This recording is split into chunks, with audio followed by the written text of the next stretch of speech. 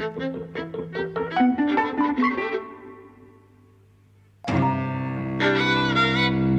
and welcome to Dropping at the Movies. I'm Mike. And I'm Jose.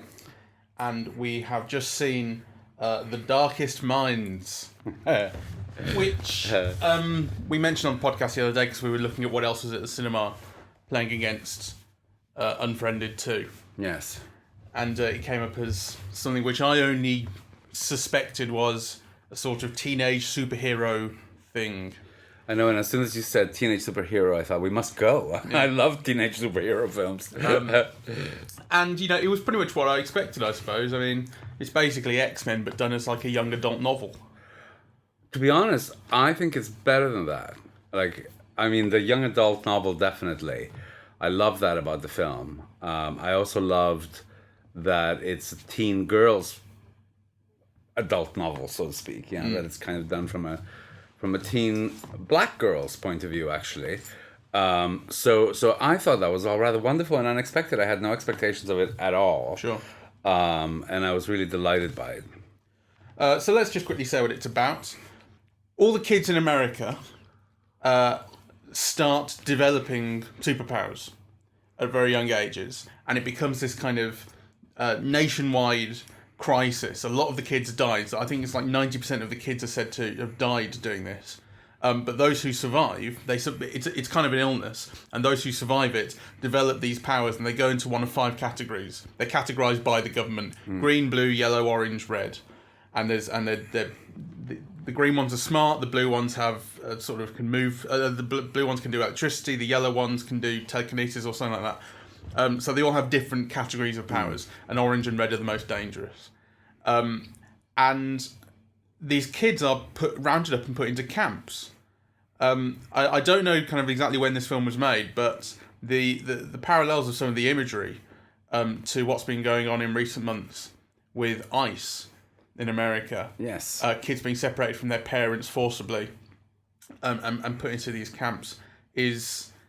it's a general kind of similarity, but it is a similarity nonetheless, and it's quite uncomfortable. It's quite harsh to see.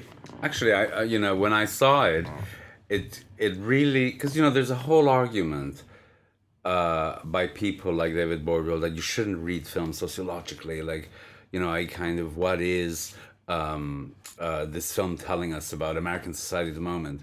You shouldn't do that because really, kind of, if you look at another film, it's telling you something different. So, how can you generalize? But I find it very difficult to not do that when you see a film like this one. It was almost the first thing that came to my mind. And not only about ICE, actually, but more generally. Yeah, kind of. Generally in history about sort of tyrannical regimes separating and rounding people up. And that's right. And separating families and separating children and people, killing people off. Because I think to say, why are we getting so much of this imagery at this historical moment, right, in cinema, is kind of like a legitimate question, because you are seeing it kind of, appearing in various ways. And this was very blatant because it was almost at the heart of the film, really. Yeah, and there's also an element of not only rounding people up, but also segregating them by categorizing them. Right. There's like, in this, it's not so much pejorative in this, they're separated by their powers. Yes. But the way that they're given colours is not a million miles from kind of pink triangles and yellow stars. Yes. From the Nazis. That's right. Anyway, that's the opening to the film, and then this girl, she's separated from her parents. She grows up. She manages. She's an orange, so she's the top level, the most lethal. But she manages to keep herself safe. She has kind of she has telepathic powers that help her sort of pretend that she's a green. So she's benign. One thing leads to another. She's broken out, and then she kind of rejoins the world, or what's left of the world. When now she's 16 years old, meets a gang of other kids who are also out in the world trying to survive. Yes. And they basically try and make their way through the world. And there's the promise of maybe a place where kids can be safe, which I think is that's something you see quite a lot. It's like the promised land, the camp which is all children with powers who have found a haven from this oppressive regime. Yeah, that's something that you see a fair bit in narratives of this sort of. That's ilk. right. So yeah, that's the setup. I mean, that's probably the first act. Yes. So I guess spoilers from here on. I found the film interesting for the most part, but I also found it quite dull at times. You? No, I didn't find it dull. I mean, I thought there were moments. I can understand why, the reviews haven't been great. So, I think there are kind of moments that are treated a bit predictably. Particularly the love scenes, I think, were all a bit cliche. Though I really like them anyway. And I think there's something that on the one hand is very conventional in the film. So, kind of these tropes of the teen film are kind of quite conventional. And on the other hand, there's something quite radical about it as well, I think.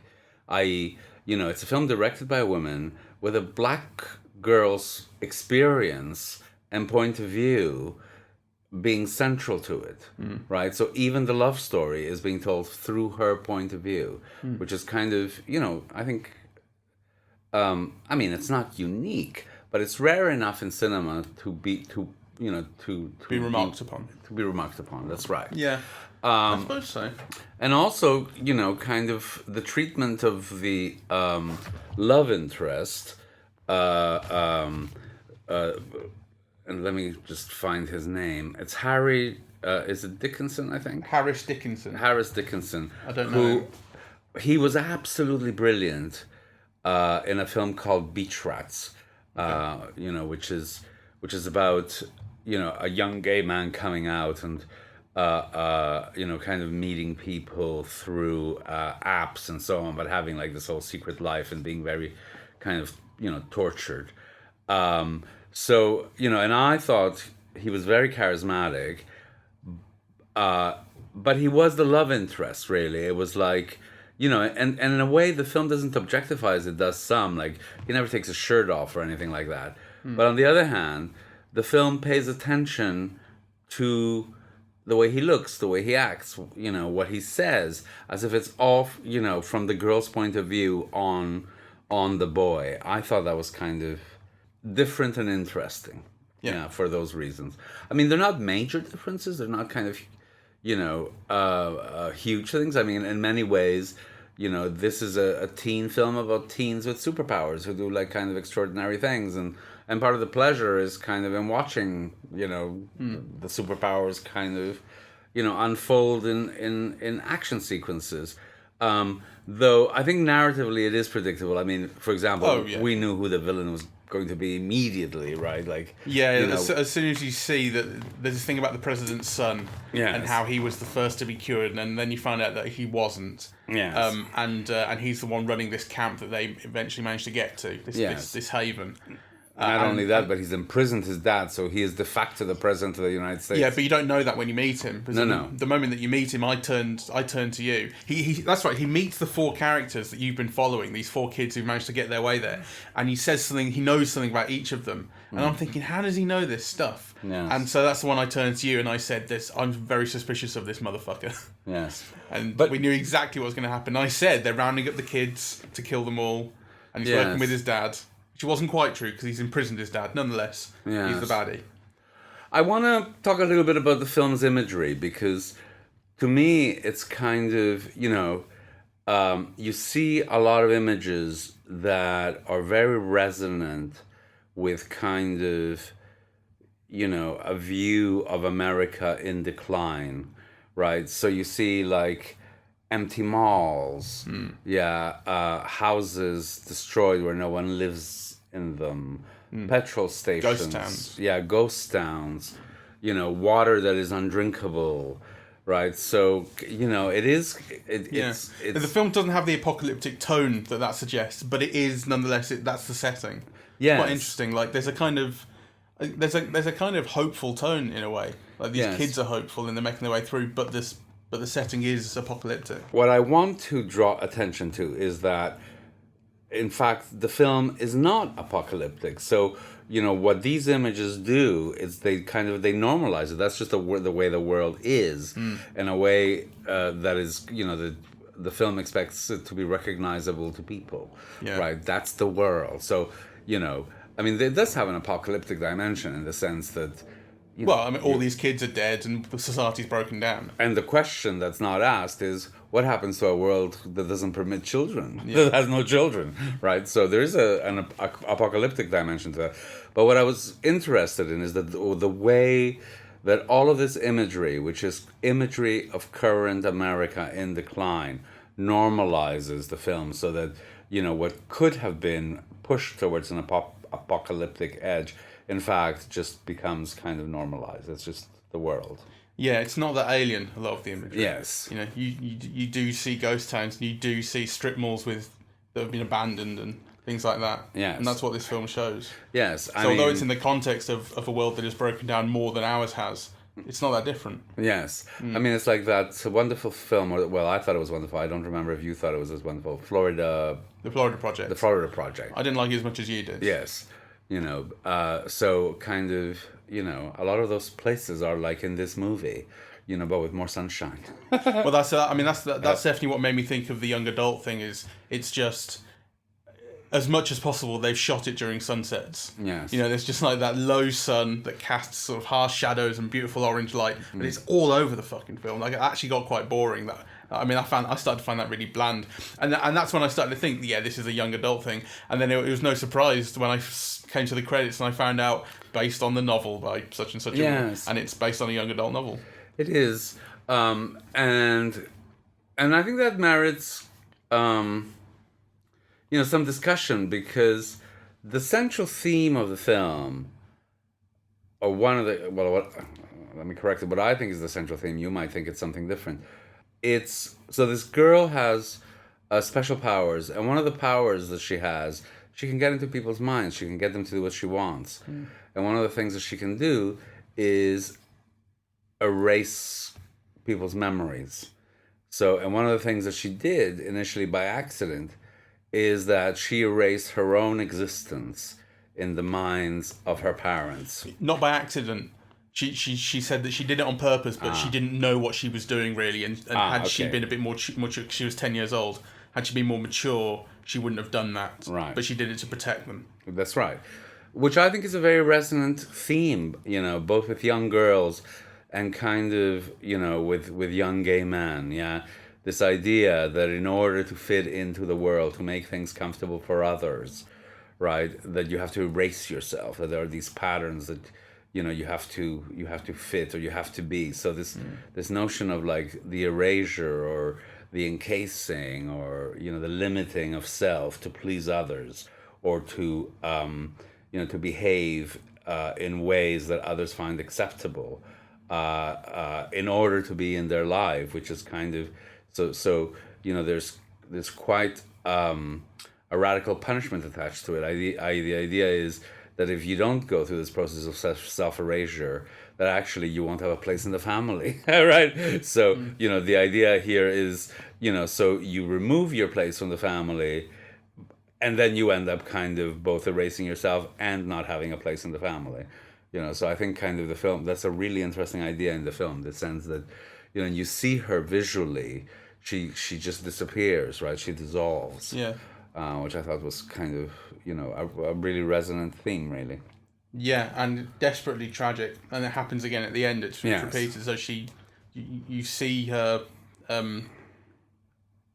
dissolve from. It's done through shots that you've already seen. So her in bed with her mum, or her, sort of getting the present from her dad and whatever. And you see these shots again in flashback, and you see her dissolving within them, literally, and she's no longer there in the shot. And then it happens again at the end of the film, because to protect her boyfriend, who's become a boyfriend by this point, the guy that she loves, she has to erase herself from his memory. That's right. And it's the most tragic thing. I mean, it was awful. I didn't want to see it, and in a way, I wish it had been a little. Despite the fact it was so tragic, I somehow wanted it to be better still. Like, I didn't feel like it didn't have to happen. I mean, obviously it's a film in which people have powers, so you kind of feel like, well, you can write anything you want in a way. It wasn't that. It was just that it didn't feel, maybe it didn't feel built up enough somehow. I know what you mean. I mean, I thought, because you see, I loved it, and it's very melodramatic, right? Because she's making this huge sacrifice for his own good, but he'll never know, right? Yeah. So it's, in a way, it feels like it should be more melodramatic. It feels like it should be a bigger moment. I wanted all the bells and whistles, I wanted like a cirque to, for the music to swell and the leaves to blow, right? Like, I don't want it to be kind of over the top. I don't want it to be showy, but I wanted it to. It's played with a real kind of almost like a low level of drama. Yes. And it doesn't feel like it sells it enough. Yes. I wanted more from that, but nonetheless, it was really hard to watch. Yes. That she had to do that. Yes. I kind of I felt so my baseline point on it is that I liked it very much, though I also think it's not really as good as it could have been. No, I don't think it's got enough charm. Yeah. There are montages as well where they go to the strip mall, for instance, not the strip mall, but the mall where it's abandoned, and they're picking out clothes and things. Yes. And it's this moment of sort of freedom and liberation that they get to enjoy, and there's there's a song going on, and you feel like there should be more fun than it is. Actually, I was very fascinated by finding out that the director, Jennifer U. Nelson, worked as a storyboard artist for many, many years. She was a storyboard artist, before she was a director. And you think, how could a storyboard artist design a sequence as unshowy and inelegant and visually unspectacular as the scene in the mall? Yeah, I agree. It feels like it's got all the ingredients and just fails to make anything out of them. Yeah, and kind of it wasn't pulled together. Really. And it's not the only time, but which is a shame. And there's not enough charm in the film. But I don't think it's a fault of the actors, who I think are all good. I think they're all good. I think they also could have been better. I think they could have been better used somehow. I think they could have been given more to do in a way. And some of the things that they were given to do, I think were very dodgy. So, for example, I was very conscious through all of the time that they were in the camp that Ruby, the young heroine, was wearing heels. And you just think, who made that choice to wear, high heeled boots in the fucking forest when you're escaping, from a totalitarian government, right? Like, Yeah. it just. I didn't notice, to be fair. Well, it's just one of those things, right? Like that you and I think it's kind of relevant, because if you let that kind of thing go by, it's just indicative of a kind of laxness and Yeah, I guess it feels like something's gone by, but the film pays so much attention to those sort of things. I mean, is it a decision? I don't know, because the film is conversant with things like kind of white male hegemony and Me Too and stuff like this. I mean, you have near a rape scene in the film. Yes. With the guy who's in power taking advantage of Ruby. Oh no, the film is, don't get me wrong, the film is very clearly feminist and also girly, right? Like, in the best way. Kind of the bonding of the younger girl and the older girl together, the trying on outfits, and the importance that having another woman around means to a young girl. Those are all kind of very deliberately kind of dramatized, right? But this thing about high heels, it's like, what kind of a heroine do you want, right? Yeah, because, she is meant to be like an action person. I mean, most of her powers are mental, right? But nonetheless, she is in the forest. Yeah. So what do the high heels signify? I mean, Jennifer Lawrence doesn't wear high heels in The Hunger Games, right? Like, it's just...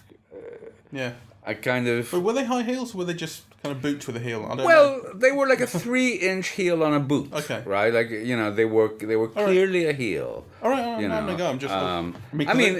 if she'd been wearing stilettos, I think I would have noticed. It could have been simply that the hero's so tall in comparison that maybe it could have been something as simple as that. But I think if that's the case, then there are better ways to resolve that kind of problem. Yeah, sure. Because it kind of undermines the figure, it kind of undermines the character, I think, a little bit. Yeah, no, I think that's fair enough. It's funny what you were saying about. It was interesting what you were saying about the image and the idea of the girl making herself, erasing herself, because I think it reminds me of The Incredibles, where the daughter in The Incredibles is that she's probably 16 as well, also, and her power is invisibility, and again that's all about hiding yourself. Yes. And of course in the Incredibles it's rendered useful, and in this it's rendered sort of necessary and tragic. But I think I don't think it's an accident. There's a commonality between the two. This idea of teenage girls being made invisible. That kind of. I think on one hand it kind of reflects a feeling that maybe you want to be like, you don't want to, like you're nervous about yourself and you don't want to be seen maybe, but also the idea that society would rather not see you maybe. Well, it's a theme that's very deliberately worked through in the film. So, right, if you remember, first she erases herself from her parents, right? Then she's put in this camp where she actually has to hide who she is in order to survive, right? Which is another form of. Well, that's it. Like she is the most powerful one there, and that you could say it's like when girls are sort of precocious and smart and whatever they might be, and are encouraged to not express that. That's right. But so there's a thing that she has to very consciously erase herself at camp in order to survive. And then there's a moment of liberation where she finally decides to wear that red dress, right? And that's kind of like a coming out into herself with this group of people, right? And I think so I think this theme is something that you could see threaded through and worked through and and kind of highlighted, which I thought was very nice. I like that. Yeah, I agree. Actually. I mean, you pointed out an awful lot of stuff. I think actually this film, I didn't think it was a bad film at all, but I felt it was bland. And I think that is a fair criticism. I think it is bland, but clearly there is more depth than I was seeing. Because I wasn't really turned on by any of that, but you're right. What I was kind of noticing more, particularly when they got to the camp, I was noticing the things about segregation and about the kind of parallels of racism and that sort of thing. Which again, I mean, that's really similar to the X-Men stories, which are all about that. There's that great bit where they get to the camp, the Haven, and the guy who sort of introduces them there says, "There's no segregation here," because in the government-run camp where she was kept for 6 years, they are literally segregated by colour. And in this camp, everyone's intermingled and everyone's moving around together. And the guy says, "There's no segregation here. We respect each other's differences, but we're all the same." Which is just like this sentence that sums up the perfect view of what humanity could be. Yes. Respecting each other's differences, but treating everyone equally. Yes. I want to highlight also, in relation to, this thing about, being a teenage girl and, also the way that the sex is treated, right? So she's in love,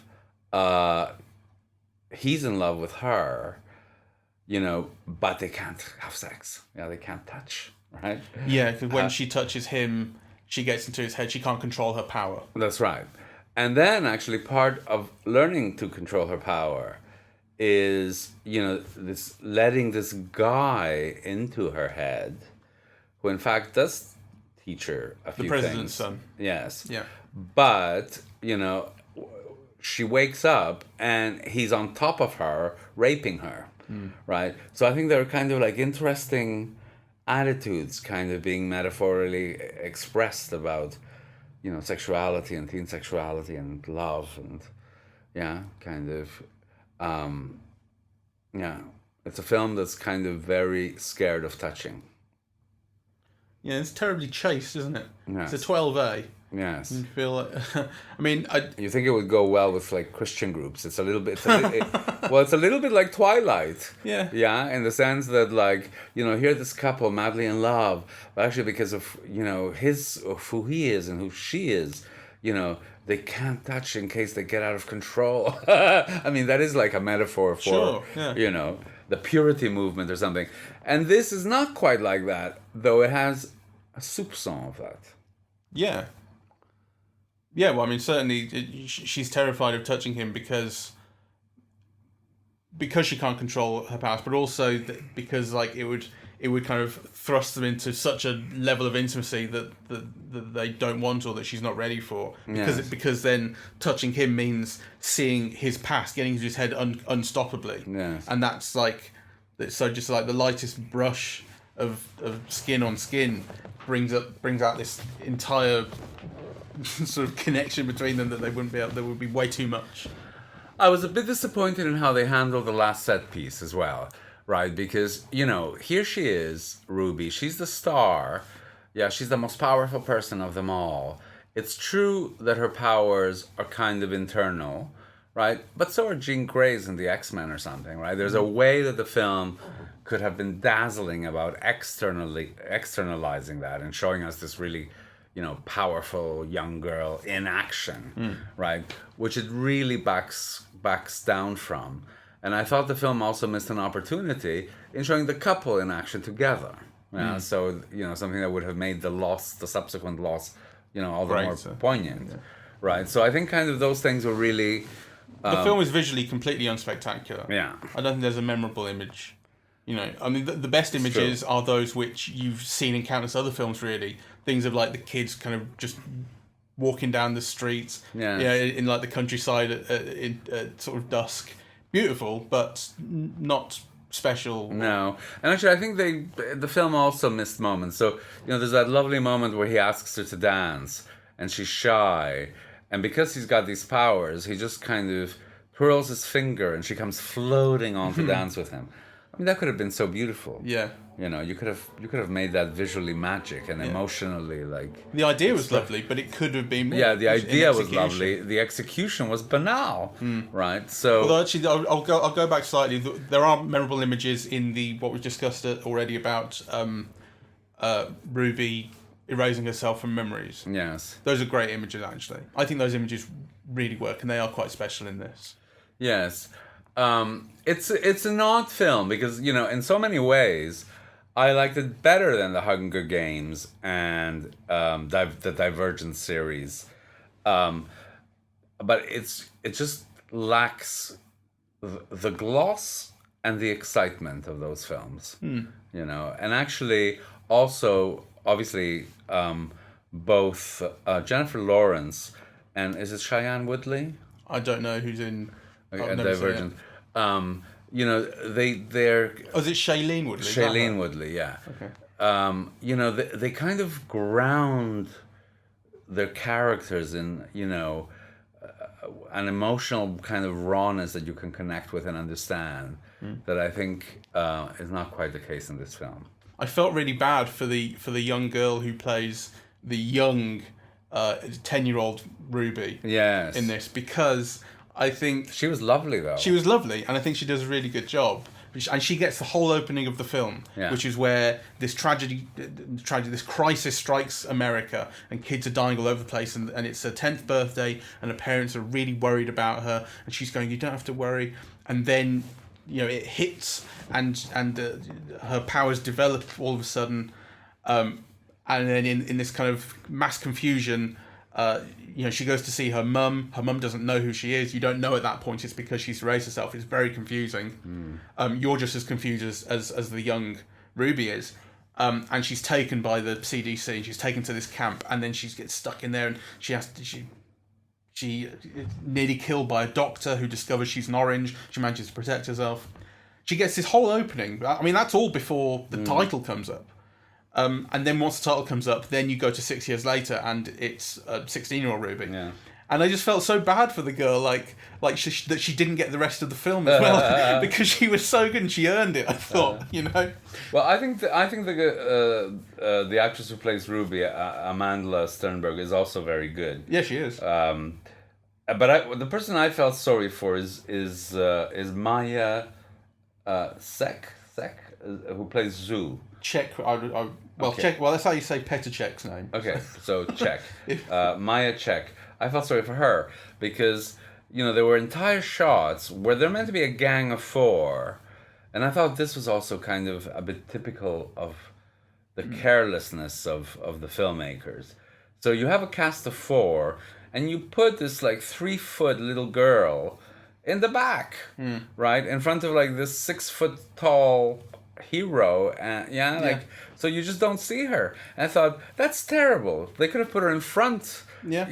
And she has no dialogue at all. Yeah. And I thought there is something uncomfortable about the idea of the silent sort of oriental girl who's sort of mysterious and has this power. She wears marigolds because she can't. Yeah. It really feels like that, and it feels very uncomfortable. Yes. I didn't like it. And to be fair, when she has stuff to do and she's on camera, she's fantastic. I really liked her, and her connection with Amanda Sternberg is great.